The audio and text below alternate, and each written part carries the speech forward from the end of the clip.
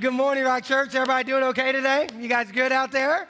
So it's good to see you. Good to hear from a few of you at least. Some of you are doing well. The rest of you are like, I'm not for sure. It's a rainy morning. We'll see. Are you guys okay over here? Everybody good? You ready? You got a little view of the baptistry. Splash zone. I like that. You are definitely in the splash zone. So, hey, seriously, we're glad you're here today. And if you are new with us, man, thank you for coming. I know it takes a lot to get out on a rainy Sunday morning, but you chose to be at church today, and we are thankful for that. And definitely, as T said earlier, we want to make sure that you get connected. So use that QR code that's at your chair in front of you, or stop by our Connect area on your way out, as we'd love to get to know you a little bit.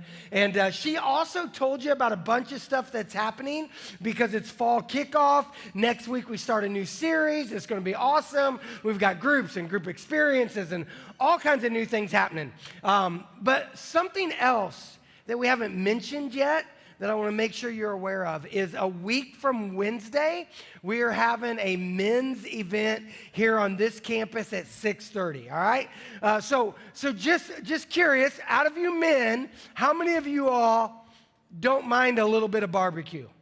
Men, you like barbecue? All right. Well, we got barbecue that night. They're going to have a car show that night as well. I don't know if your car's in it. It should be if it's not. So if not, talk to Trent or Tony and we'll get that done.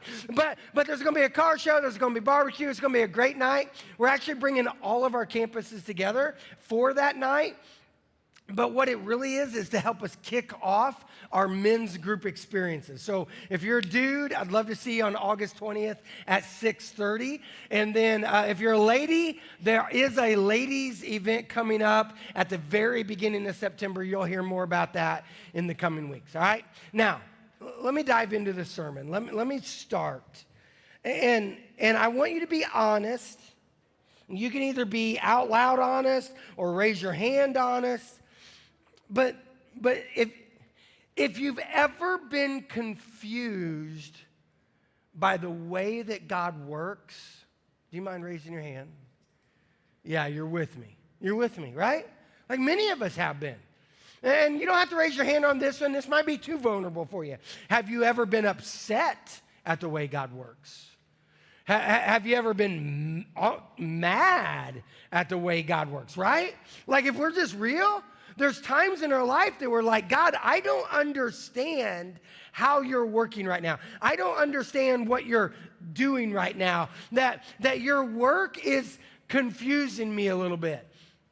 That maybe it's like this, that you're sitting there going, God, I've been praying about this situation, whatever that situation is. Maybe it's a job situation.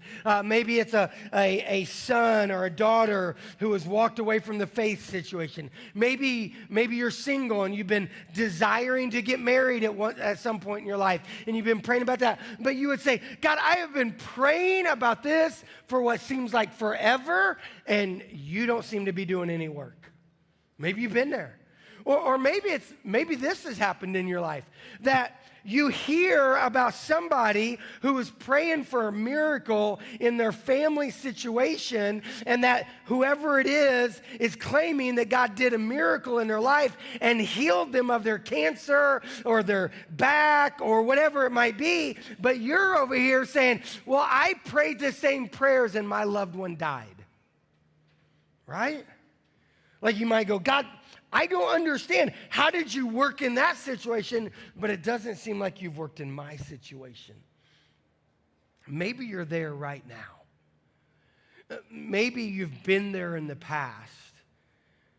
Or maybe you know of somebody who's wrestling with it. I want you to know it's nothing new.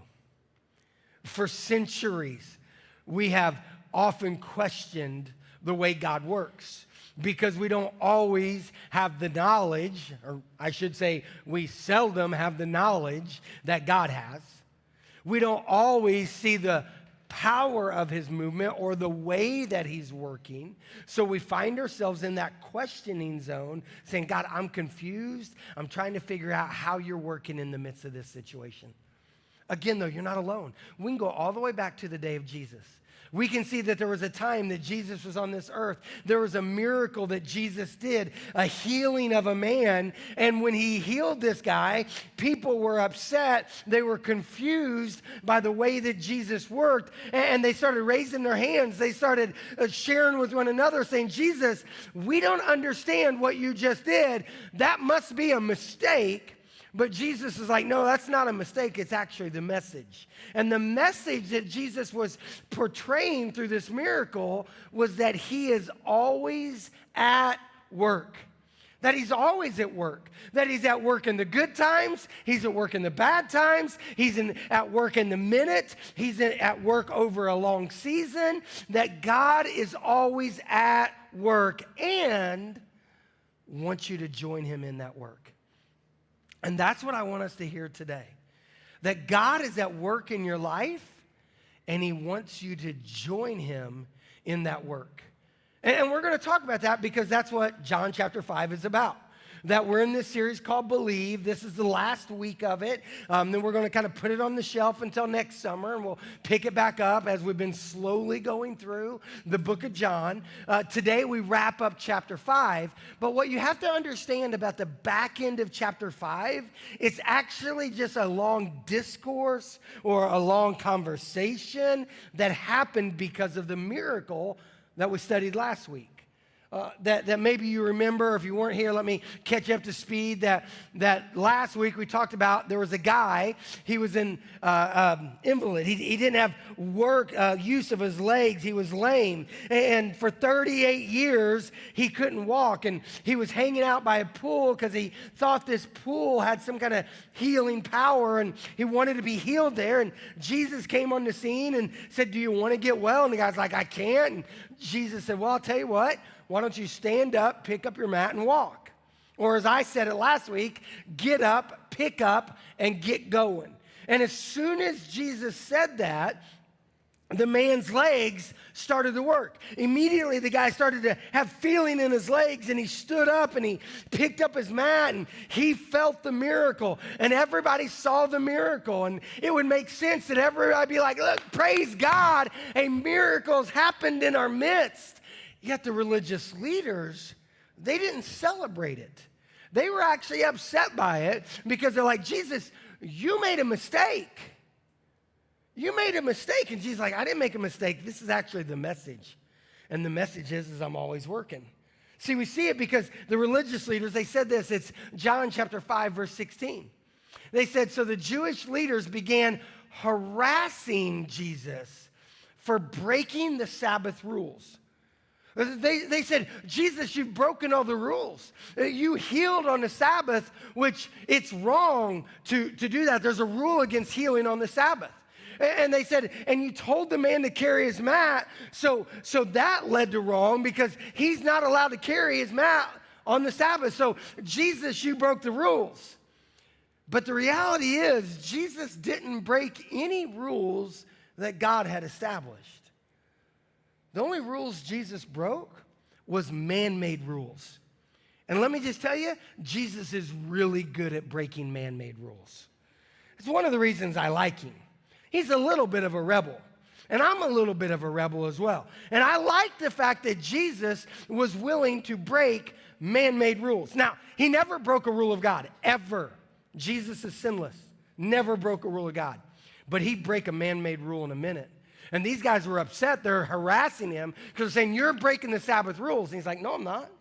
See, the Sabbath rule was rest. The Sabbath rule was remember God, honor God. The Sabbath rule was don't do your normal type of work, which for many of those people would have been shepherding or farming. There was no rule in the Bible whatsoever about don't do a miracle. There was no rule in the Bible about you can't pick up your mat. Those were man-made rules. They actually, literally were created by the religious leaders. That the religious leaders came up with 39 rules on how to keep the Sabbath. And if you didn't do these things, you were breaking the laws of God. 39 different rules. And in each of those rules, there was often sub-rules inside of it. So they would actually say there was over 100 rules that man had added to the law of God. And let me just say this right now. Anytime you add to the law of God, you are breaking the law of God. Anytime you add to the law of God, you are messing up with God's perfect law. And Jesus is like, man, you've added to it. And what you've added is keeping people from me. You've brought this religious idea in that is keeping people from a relationship, and I don't want to have anything to do with that because I'm working. I'm wanting to work in this man's life. Anytime there's a religious law that keeps people from a relationship, God's going to break it. Jesus is going to break it because he is longing for a relationship, not religion. Because religion oftentimes will lead to death, where a relationship with Christ leads to life. Man, I experienced that when I was overseas last month. I had the opportunity to go to several different countries and saw several different churches. When we were in Italy, I saw a beautiful church. It was called St. Mark's Basilica. Beautiful. Went inside of it. Amazing. But it was empty and it was dead. There was no life in there. There was no music in there. There was no celebrations in there. It went on to St. Andrews in Scotland, where so much rich church history. And all the churches I looked at were dead. We'd walk in churches and there's no life, there's no music, there's nothing going on. Went to Ireland, and when I went to Ireland, I finally went into a church building where I found life. There was dancing. There was celebrating. There was laughter. There was community. It was just a place of life. And I was like, finally. But the sad thing is it wasn't a church service. It was a church that had been bought out by a bar that had converted the church into a cafe, restaurant, and a bar. And in this bar, there was great life. There was great food. There was great fellowship. There was great dancing. There was great laughter. There was life, but no faith. Like this church, no joke, like all the way around it, still had the statue, still had the scriptures, still had all the icons, it had everything. Even still had the old church organ. It's beautiful. But they had sold it years before because there was no life in the church. I was talking to one of the guys, and a lot of the properties over there were being sold because a lot of the church properties were being sold because nobody was going to church. And it broke my heart. But what I experienced in Europe, you can experience in America today as well. Because there's churches that are empty. There's churches where there's no life. And I want to make sure when it comes to the Rock that we are never a church that is dead, where there is no life, but we are a church where there is life because we have found a relationship with Jesus, because we're willing to break any religious man-made rule. Right? That we've got to make sure that we understand that Jesus is at work. That's what he tried to tell them. Listen, my Father is always working, and so am I. That he was saying in that moment, you guys, I might be breaking your religious rule, but I'm willing to break this religious rule of yours because it's not God's rule. And I'll break this religious rule because I want a relationship with people, with the individuals. And in the same way, guys, I believe the same thing holds true today, that at The Rock, we will still break religious rules to make sure people have a relationship with God. We won't break any of God's rules, but we'll break religious rules like we don't have a dress code. We simply ask that you wear something, right? But there's no dress code. Because a lot of times you jump into a church and you got to look right, you got to act like, you act right, you got to be right. And when you walk in, and if you're not those things, all of a sudden you feel like, man, I don't belong here. And again, t-shirt, shorts, you want to wear a tie, we don't care. Do what you want as you come in because we want you to come as you are. Because if you don't feel that, you immediately feel like you don't belong and you'll leave. That happened to me. It wasn't a church. What happened is I had just got into Scotland, into St. Andrews, and I was trying to get a tee time. You know me, I love golf. I was trying to get a tee time at a golf course. So I go running into this building wearing sweatpants and a white t-shirt. Well, if you know anything about golf, you're not supposed to run into buildings. You're not supposed to wear sweatpants and white t-shirts, all right? But I ran into this building thinking I was going into the right building. I quickly realized I was in the wrong building. I was standing in the middle of the Royal and Ancient Golf Club. Now, if you don't know golf, let me just say it this way. It's one of the most prestigious golf clubs in all of the world. And I immediately looked around and went, I don't belong here. I felt it, right? I didn't have to wait for somebody to tell me. I felt when I walked in and looked around like I didn't belong. And the last thing I ever want to happen is at The Rock is for somebody to walk through those two doors and walk in and feel like they don't belong. That they belong, you belong. It doesn't matter what you're wearing, doesn't matter how much ink you got on your body, doesn't matter the gauges in your ear, if you have dreads, if you're white, black, Hispanic, doesn't matter. You belong here. And we got to be a church that breaks the rules of religion for people to have a relationship. But God doesn't just do it that way. We do it in other ways. We break the rules and people can serve. Like, I get asked many times, how long do I have to attend the Rock before I can serve? Or what class do I have to go through before I can serve? None. We just want you to start. Because we believe that when you work with God, God works in your life. And sometimes you'll sit there and go, I got to be there for a certain amount of time. No, just jump in, like JD and Casey did. JD and Casey, they started attending, I don't know, 2 years ago, did not have a relationship with Christ.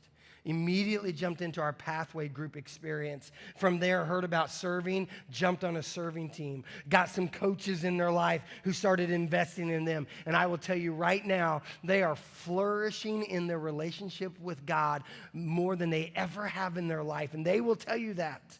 And why is it? Because they started working with God. And as you start to work with God, God starts to work in your life. That another rule we break as a church is this, Jen. That we're constantly looking about how do we let this gen lead? How do we put this gen in leadership? How do we help you as a student, a young adult, lead from a this gen standpoint? A lot of times in churches, it's if you're of this gen, you got to wait till later. You're next, you're not now. Well, we break that rule because we want you to have God working in your life. We want to make sure that happens. I saw this a couple weeks ago. It was during this hour, the 11:30 hour. There was these two young girls standing right there running some cameras. And that captures the vision of everything we are. That this church was established to help young adults connect with Jesus, to hear the truth of God in a safe place. And I see these young girls in worship. The one that's a little bit littler, she's an elementary student, I think getting ready to go into middle school. The older one is getting ready to go off into college. And I love it because you have a college-age girl training up an elementary girl while they hold $10,000 worth of equipment. A lot of times, we've heard this before. Hey, I think that teenager's running off with your camera. We're like, oh no, they're actually in charge. Because God's at work. Jesus broke man-made rules so that people could have a relationship. He worked that way. But that's not the only way. Like, let's make sure we hear this. That Jesus will work and break the rules of religion so you can have a relationship. But Jesus will also work in the midst of your pain so that you can have peace. See, there's times in your life where you feel pain, you have a struggle, you have problems going on, and when those things hit, it's so easy to say, God, where are you at? I get it. It's real. You say, God, why have you abandoned me in the midst of my pain? God, why have you abandoned me in the midst of my problem? But for some of you, you start to follow Jesus, and as you start to follow Jesus, you're like, all right, life is going to get better, and then all of a sudden problems start happening, and you're like, wait, Jesus, didn't I give you my life? But now I got junk happening? Yeah, you will. Because in life, you will face troubles. But in the midst of that pain, Jesus works. Look at Joseph. Go back to the beginning of the Bible in the book of Genesis. There's a guy named Joseph who has this dream that he's going to be a leader of people. He has a dream that his parents and his brothers are going to bow down before him. And he tells his brothers this idea, and they don't really like it. So one day as he's going to visit his brothers capture him, think about killing him, but instead throw him into a well and decide to sell him as a slave. So he becomes a slave for some time. We don't know how long, but for some time. And then while he's a slave, he gets accused of doing something he didn't do and gets thrown in prison. And now he's in prison, so he's had this big dream that one day he'll have this big position and be leading people. Yet since then, he's been in jail, he's been a slave, life has been hard. Eventually, the Pharaoh has a dream, and they call on Joseph to interpret it. Joseph does so Pharaoh makes him the right-hand man of the Pharaoh. And now his brothers show up to buy some food from him. They bow down in front of him, not even knowing it's him. And then he eventually tells them, he's like, guys, it's me, it's Joseph. I'm alive, I'm not dead. And then they're in fear because they're like, think about what we did to you. And Joseph says this, what you did, you meant for harm. But God meant for my good. That in the midst of pain, in the midst of struggle, what you did for harm, God did for my good. It shows us that in Romans 8:28, that God works the good for the good of those who are loved and called according to his purposes. That God doesn't cause the negative in your life, but God can take whatever problem, whatever situation, whatever pain you're going through, and he can bring good out of it. He is at work in the midst of your struggle. He wants to bring peace in the midst of pain. He wants to bring purpose over time. See, again, sometimes we think, man, God, you're not at work. I've been praying about this forever, but it doesn't seem like anything good is happening. I've been praying for that spouse. It's not happening. I've been praying for the return of my child. It's not happening. I've been praying for financial help. It's not happening. And see, sometimes we think, man, I pray in the second and God answers in the moment. And at times he will. We've probably all have experienced that at some form or fashion, or many of us have. There are times he will answer instantly. But then there's also times that take a long time. Joseph's story, it took a long time. Abraham's story took a long time. He was told he'd have a son. It took 25 years before he had a son. David took time. He was anointed as king and then took 15 years or so, maybe 18 years or so before he became king. And in between the two, he was a servant, he was a musician, he was a warrior, and during that whole time, God was training him for the work that he wanted to do in his life. What I'm trying to say is this, that God will break the rules of religion to have a relationship with you. That God will work in the midst of your pain so that you can have peace. That God will work in the midst of time so that you find your purpose.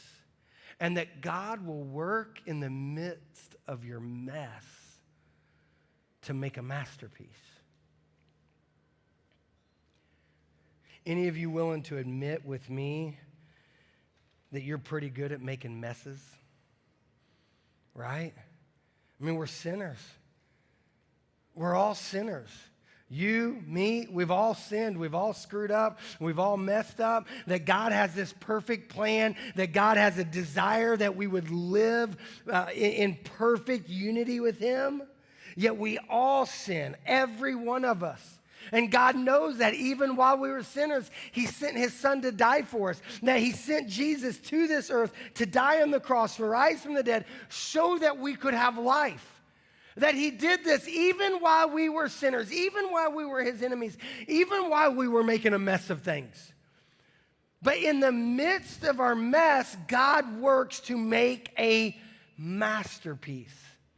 Ephesians 2:10 says that you are a masterpiece of Christ, created anew in Jesus, so that you may do the good works that he has lined out for you. That you, me, we are a masterpiece. What are we a masterpiece of? His grace. His grace on display. So what I'm here to tell you is pretty simple today, that God wants to work in your life.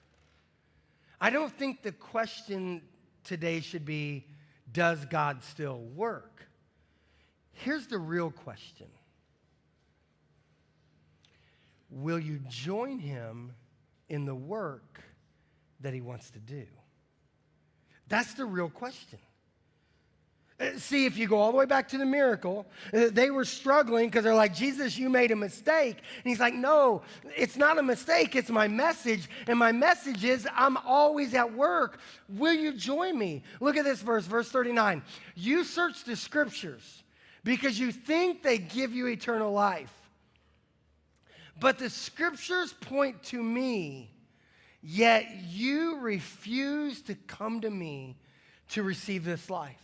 He's like, listen, you've been studying them. You've been coming. You've got all your religion around you, but you have failed to accept the relationship.